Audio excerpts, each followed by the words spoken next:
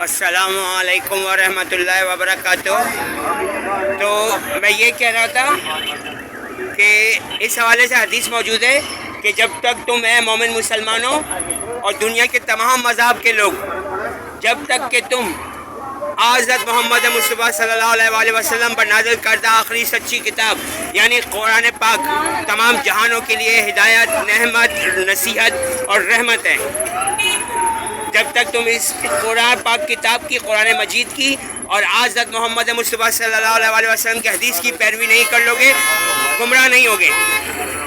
اور پیروی نہیں کرو گے تو گمراہ ہو جاؤ گے۔ اور اس وقت یہی کام چل رہا ہے پورے پاکستان میں اور پوری دنیا میں کہ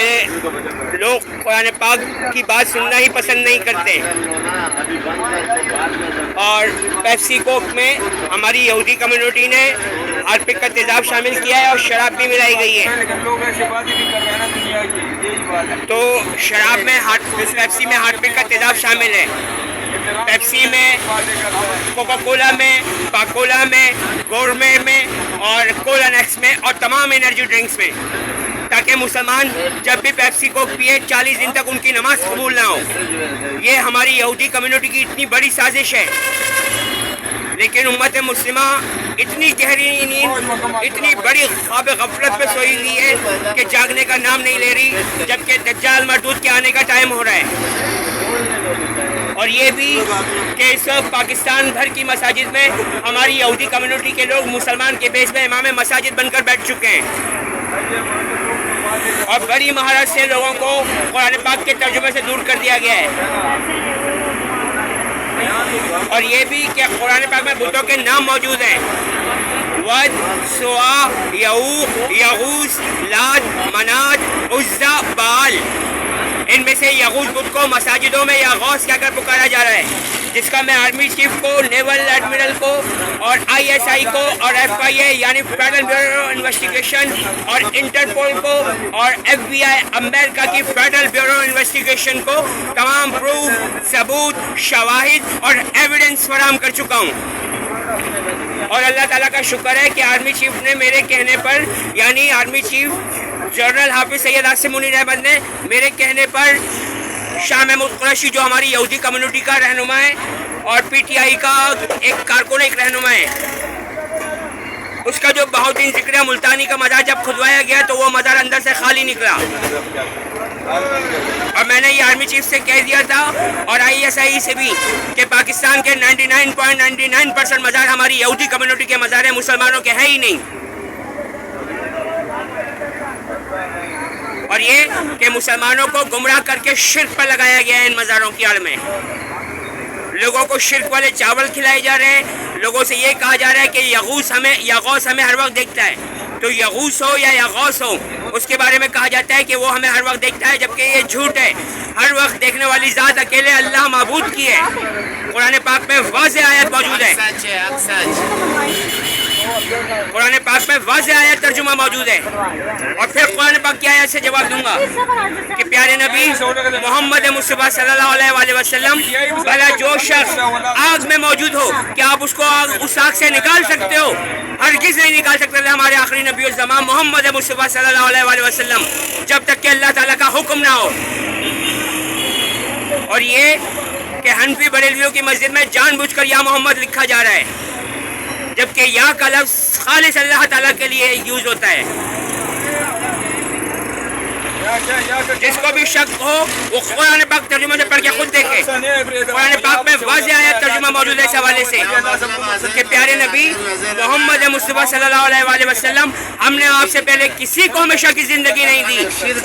بھلا ہم آپ کو وفات دیکھ کر اٹھا لیں تو کیا یہ سے مراد ملحد، مشرک، کافر، منافق، مرتد، شیطان کے پجاری اور ان میں راہ اور موساد کے دہشت گرد بھی شامل ہیں، جو PTI کے بہلاوے میں، بہکانے میں اور ان کو غلط راہوں پر ڈالنے میں شامل ہے۔ لیکن یہ کہ مساجدوں میں قرآن پاک کی بات کرنے سے تک سے مجھے منع کر دیا جاتا ہے کہ بھائی آپ ہماری مسجد میں کھڑے ہو کر قرآن پاک کا کوئی حوالہ نہیں دے سکتے ہو، آپ قرآن پاک کی بات ہی نہیں کر سکتے ہو، ہم یہاں اپنے باباؤں کی کتابیں پڑھائیں گے، تم ہوتے کون ہمیں روکنے والے؟ تو جب تک پاک کی پیروی نہیں کی جائے گی. قرآن پاک میں واضح آیت ترجمہ موجود ہے اس حوالے سے کہ قرآن پاک میں جھوٹ کا دخل نہ آگے سے ہو سکتا ہے نہ پیچھے سے. ہاں آیتیں کم اور غائب کی جا سکتی ہیں لیکن بڑھائی نہیں جا سکتی. اب یہ کہا جاتا ہے کہ شرک کا کھانا آپ کھا سکتے ہو تو ہرگز نہیں کھایا جا سکتا. قرآن پاک میں اس حوالے سے واضح آیت ترجمہ موجود ہے کہ تم جو گناہ چاہو لو معاف کر دوں گا، شرک کسی صورت میں کسی حالت میں معاف نہیں کروں گا، چاہے دنیا بھر کی دولت لے کر آ جانا. اور بھائی صاحب دنیا بھر کی دولت تو یہاں دنیا میں رہ جائے گی تو اوپر کیا لے کر جاؤ گے؟